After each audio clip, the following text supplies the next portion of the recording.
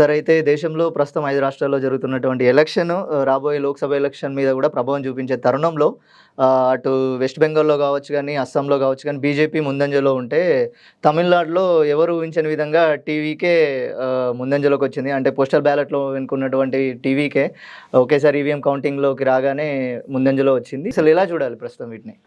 అంటే ప్రధానంగా 2 రాష్ట్రాల ఎన్నికలు చాలా కీలకంగా మారాయండి. సార్. జరిగింది 5 రాష్ట్రాల ఎన్నికలు, కానీ 2 ప్రధానమైనటువంటి రాష్ట్రాలు, ఒకటి వెస్ట్ బెంగాల్, రెండోది తమిళనాడు. Yes sir. ఈ రెండిటి రిజల్ట్స్ గురించే దేశం అంతా ఎదురు చూస్తోంది.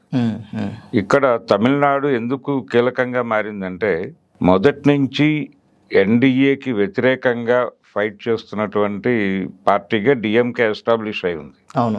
అన్ని రకాలుగాను. అవును సార్. అన్ని రకాలుగా అంటే భావజాల పరంగా కూడా వాళ్ళు బలంగా నిలబడ్డారు. హిందుత్వ మీద ఏ సందర్భం వచ్చినా మాట్లాడుతూనే ఉన్నారు. ఉదయనిధి స్టాలిన్ కావచ్చు. అలా ఒక స్ట్రాంగ్ అపోజిషన్గా కనిపించినటువంటి డిఎంకేని తమిళనాడులో అధికారంలో నుంచి దించడం అనేది తన ప్రోగ్రామ్గా డిసైడ్ చేసుకుని భారతీయ జనతా పార్టీ వ్యవహారాన్ని నడిపింది. అందులో భాగంగానే విజయ్ రాజకీయ ప్రవేశం మీద కూడా రకరకాల అభిప్రాయాలు వచ్చినాయి. విజయ్ పార్టీ పెట్టడం వెనకాల బీజేపీ కుట్ర ఉందా అనే కోణం ఒకటి నడిచింది ఆ రోజుల్లో. అంటే ద్రవిడ ఓట్ బ్యాంక్ బేస్ ఉంది దేనికి, డిఎంకేకి. కాబట్టి ఆ బేస్ని దెబ్బ కొట్టగలిగితే కొంత వీక్ అవుతుంది. ఏడీఎంకే బలంగా చీల్చగలదా డిఎంకే ఓట్లు అనేది ఒక డౌట్ ఉంది.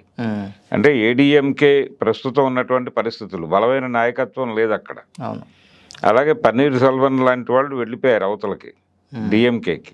కాబట్టి విజయ్ ద్వారా కొంత ద్రవిడ ఓట్ బ్యాంకులో ఒక కల్లోలం తీసుకురాగలిగితే నెమ్మదిగా ఏదో పద్ధతిలో దాన్ని పక్కకు తొలగించడం పెద్ద కష్టమేం కాదు అని ఒక రకంగా బీజేపీ బి టీమ్గా విజయ్ని దింపారు అని ఒక ఆర్గ్యుమెంట్. రెండవ ఆలోచన ఏంటంటే, ఇంకొంతమంది ఆలోచన డిఎంకే వాంటెడ్గానే ప్రభుత్వ వ్యతిరేక ఓటు సాలిడ్గా ఏడీఎంకేకో మరొకరికో వెళ్లకుండా అడ్డుకోవడం కోసం. అంటే 2009 ఎన్నికల్లో ప్రజారాజ్యం పార్టీ నిర్వహించినటువంటి పాత్ర నిర్వహించే పద్ధతిలో విజయ్ని ప్లాంట్ చేశారు అని కూడా ఒక అభిప్రాయం వచ్చింది. అంటే విజయ్ డిఎంకే చేతిలో కత్తా, బీజేపీ చేతిలో కత్తా అనే చర్చ నడుస్తున్న సమయంలో ఆయన ఎన్నికల సందర్భంగా ఏర్పాటు చేసిన ఒక బహిరంగ సభలో జరిగిన ప్రమాదం, ఆ ప్రమాదం గురించి మాట్లాడినటువంటి వాళ్ళందరూ అంటే విజయ్ మీద దాడి చేసే పద్ధతిలో జరిగింది. అలాగే బీజేపీ నుంచి కూడా దాడి జరిగింది. కానీ డిఎంకే అతన్ని ప్రొటెక్ట్ చేసుకుంటూ వచ్చింది. అలాగే ఆయన పర్సనల్ లైఫ్, ఆయన వైఫ్ డివోర్స్కి రావడం, అలాగే ఆయనకున్నటువంటి అఫైర్స్ గురించినటువంటి చర్చల్ని మార్కెట్లో పెట్టడం, ఈ విషయాల్లో కూడా డిఎంకే క్రియాశీలకంగా వ్యవహరించింది. ఎందుకంటే ఆ తేనె తుట్టెని కదిపింది బీజేపీని. బీజేపీ ఆ తేనె తుట్టెని కదిపిన సందర్భంగా త్రిష గారు రియాక్ట్ అయ్యారు. రియాక్ట్ అయిన తర్వాత ఏడీఎంకే మాట్లాడలేదు. డిఎంకే స్పష్టంగా ఇది పర్సనల్ వ్యవహారం, దీని గురించి బహిరంగంగా మాట్లాడటం సరైనది కాదు అని అభిప్రాయం చెప్పింది. సో ఇవన్నీ చూస్తుంటే కొంత డిఎంకే ఎడ్జ్ ఉందా ఇక్కడ టీవీకే దగ్గర అనే అనుమానాలు కలుగుతాయి. కానీ ఈ మధ్య కాలంలో కేంద్ర ప్రభుత్వం నుంచి ఆయనకు ఒక ఫోన్ కాల్ వచ్చింది విజయ్కి. వచ్చి అంటే ఎగ్జిట్ పోల్స్ రిజల్ట్స్ నడిచిన తర్వాత విజయ్ చాలా బలమైన ప్రభావం చూపించబోతున్నాడు బ్యాలెట్ దగ్గర అని ఎగ్జిట్ పోల్స్ మాట్లాడిన తర్వాత ఈ ఫోన్ వచ్చింది ఆయనకి. వచ్చి డిఎంకేని బద్దలు కొట్టడం అనేది వాళ్ళ ప్రోగ్రాం బీజేపీది. కనుక మా చేతిలో కత్తి అయితే మీకు సీఎం ఆఫర్ ఉంది మా దగ్గర అని ఒక మాట అటు నుంచి వచ్చింది. అంటే నేరుగా అమిత్ షా గారే ప్రతిపాదన చేశారు అనేది ఒక వెర్షన్. అయితే ఆయన తిరస్కరించారు ఈ ప్రతిపాదనని అని విజయ్. తిరస్కరించటం అంటే రిజల్ట్స్ వచ్చిన తర్వాత మాట్లాడదాం. ఆయన ప్రీపోల్ ఎలక్షన్ అలయన్స్కి వెళ్ళే ప్రయత్నం చేయలే. పోస్ట్ పోల్కి వెళ్ళడానికి గ్యారంటీ ఏం లేదు. కాబట్టి ఇప్పుడు అందరూ తమిళనాడులో హంగొచ్చే అవకాశం ఉంది అని ఎక్కువగా మాట్లాడటానికి కారణం విజయ్ తీసుకున్న స్టాండే. ఇప్పుడు రిజల్ట్స్ మనం ఈరోజు మొదలైనాయి ఉదయం నుంచి. ఈ మొదలైన ట్రెండ్ చూస్తే ఎగ్జిట్ పోల్స్లో ఎలాగైతే విజయ్ ప్రభావం చూపించబోతున్నాడు ఈసారి తమిళనాడు ఎలక్షన్లో అని వచ్చినటువంటి ప్రచారం, ఆ ప్రచారం వాస్తవ రూపంలో కనిపిస్తోంది. అంటే ఈ మధ్య కాలంలో మనం ఇంకొక ఇద్దరు ఫిల్మ్ స్టార్స్ వాళ్ళ పార్టీలు పెట్టడం, ఎన్నికల్లో పాల్గొనడం చూసాం. అవును సార్, అవును. ఒకటి చిరంజీవి గారి ప్రజారాజ్యం, తర్వాత పవన్ కళ్యాణ్ గారి జనసేన. ఈ రెండు కూడా మొదటి ఎలక్షన్లో ప్రభావం చూపించలేదు. అది ఒక ఎన్నికే పరిమితమైంది.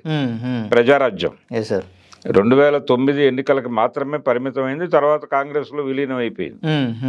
కానీ జనసేన అసలు ఒక్క సీటు గెలుచుకుంది మొదటిసారి పోటీ చేసి. ఒక్క సీటు కూడా అధికార పార్టీకి వెళ్ళిపోయింది. దాంతో జీరోగా మిగిలిన పరిస్థితి. ఆయన 18 స్థానాల వరకు గెలుచుకోగలిగాడు. 150 స్థానాలు గెలవగలము అని చెప్పి 18కి పరిమితం అయ్యారు చిరంజీవి గారు. పవన్ కళ్యాణ్ తర్వాత ఎన్నికలో ఒక ప్రభావం చూపించగలిగాడు. ఇచ్చిన సీట్లన్నీ గెలిచి 100% స్ట్రైక్ రేట్ అని మాట్లాడాడు. కానీ అది స్టేట్ మొత్తం కంటెస్ట్ చేసి వచ్చినటువంటి రిజల్ట్ కాదు. ఇచ్చిన స్థానాల్లో గెలిచినటువంటి గెలుపు మాత్రమే. రాష్ట్రం అంతా వాళ్ళ ప్రభావం ఉందని కూడా అనుకోలేని పరిస్థితి ఉండింది. కానీ విజయ్ పార్టీ పెట్టి అన్ని స్థానాల్లోనూ అభ్యర్థులను నిలబెట్టాడు. దానిలో అత్యధిక స్థానాల్లో లీడ్లో కొనసాగుతున్నాడు. కంపారిటివ్గా డిఎంకే, ఏడిఎంకేలతో పాటు నెంబర్ గేమ్లో కొంత వాళ్ళకంటే అధిక స్థానాలలోనే ఆధిక్యం చూపిస్తున్నాడు. ఇది నిలబడుతుందా లేకపోతే యాక్చువల్ దీనికి వచ్చేసరికి ఇది డ్రాప్ అవుతుందా అనేది ఒక ఇది ఉంది. ఎలా అయినప్పటికీ ప్రస్తుతానికైతే విజయ్ పోటీ ఇవ్వటం కాదు, ఒక అడుగు ముందే ఉన్నాడు. ఈ ఒక అడుగు ముందు అనేది ఒక అడుగు వెనక్కి కూడా రావచ్చు, చెప్పలేం. అందుకని ఈసారి హంగ్ ఏర్పడుతుంది తమిళనాడులో అనే అభిప్రాయానికి బలం పెరుగుతుంది. సార్, ఒకవేళ హంగ్ కనుక ఏర్పడితే అన్నా డిఎంకే ఎటువైపు ఉంటుంది అనుకోవచ్చు? ఏడిఎంకే, డిఎంకే ఆ రెండు పార్టీల గురించి ఒక అవగాహన ఉంది బీజేపీకి.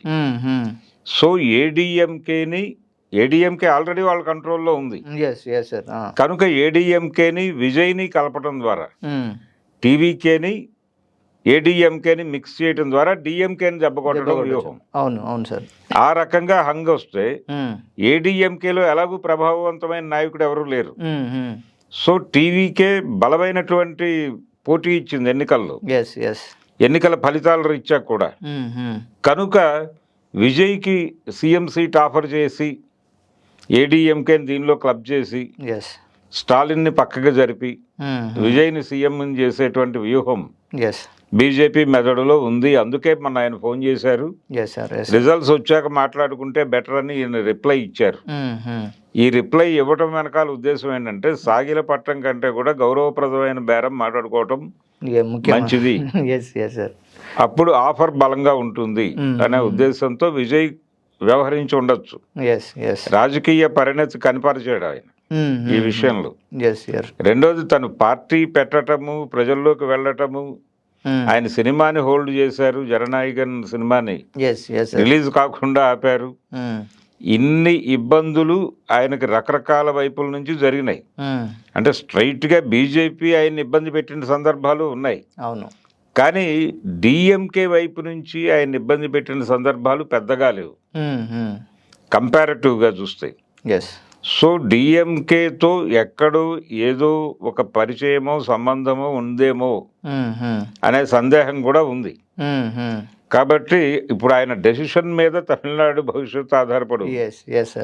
ఆయన ఆఖరి నిమిషంలో వచ్చినటువంటి సీట్లు ఇప్పుడు 70 పైన ఆధిక్యంలో ఉన్నాడు ఆయన. ఇది సాలిడ్ గా నిలబడుతుందా, ఇంకా ముందుకెళ్తుందా, 80కి వెళ్ళిపోతాడా? అనేది వేరే గొడవ. కానీ ఈయనతో పోలిస్తే వాళ్ళిద్దరూ తక్కువే ఉన్నారు. తక్కువే ఉన్నారు కానీ సాలిడ్గానే ఉన్నారు. వాళ్ళిద్దరి మధ్య పోటీ నడుస్తోంది. నిజానికి డిఎంకే లీడ్లో ఉంది, గెలిచేస్తుంది అనేటువంటి మూడ్లో ఒక ప్రచారం జరుగుతోంది. అవును అవును సార్. అంటే రెండోసారి సీఎం కాబోతున్నాడు ఆయన తండ్రి గారు ఎప్పుడు అలా కాల. కరుణానిధి ఒకసారి గెలిచాడు ఓడిపోయాడు, మళ్ళీ గెలిచాడు ఓడిపోయాడు, అలా నడిచింది. అది ఒక ట్రెడిషన్గా మారింది అక్కడ.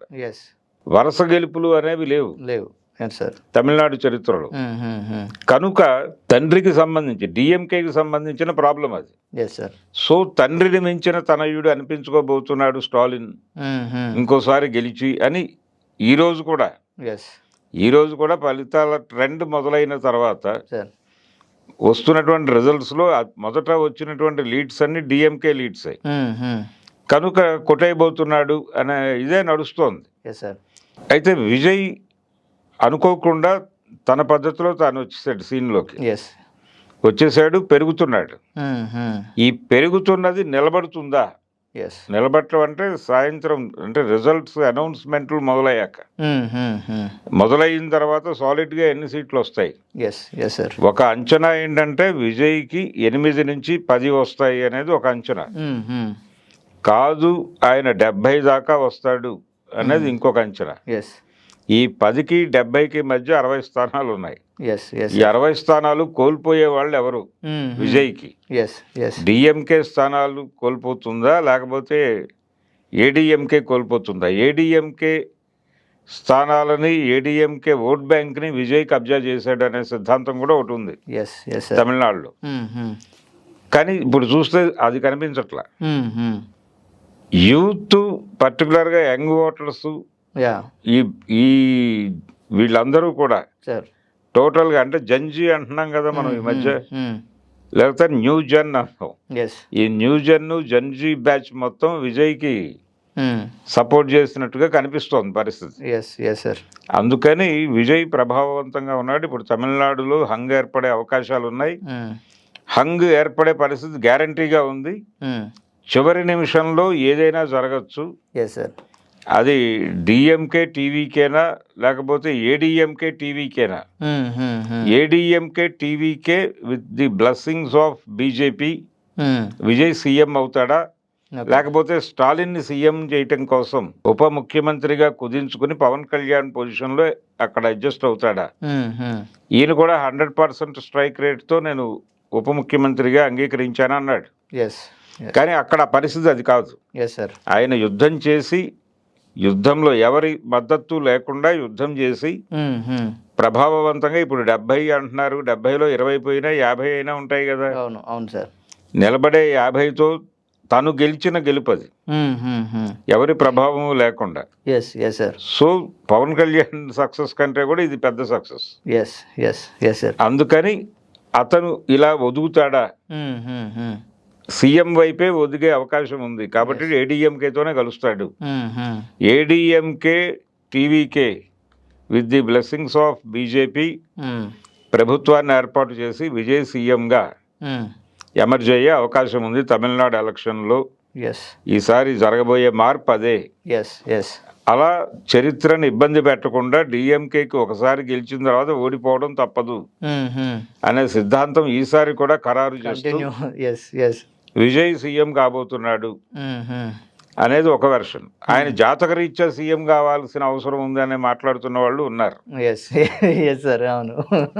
సరే, ఏదేమైనప్పటికీ విజయ్ ఈసారి కీలకంగా మారాడు తమిళనాడు ఎలక్షన్.